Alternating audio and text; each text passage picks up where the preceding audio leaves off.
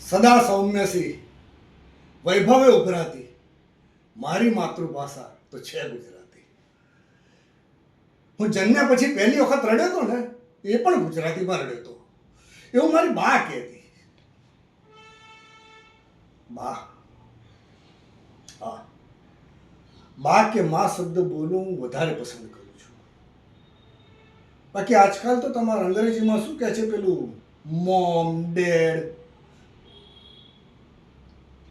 કોઈ લાગણી જ નથી આ શબ્દોમાં.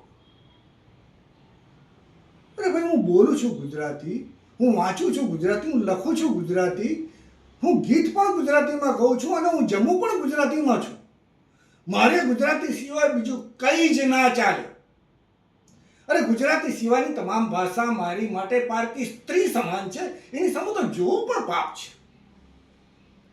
ભાઈ, મારી માતા જે ભાષામાં બોલતી, મારા પિતા મને જે ભાષામાં શિખામણના બે શબ્દો કહેતા, એ જ ભાષા મારા હૈયે હોય અને એ જ ભાષા મારે હોઠે આવે સ્વાભાવિક છે.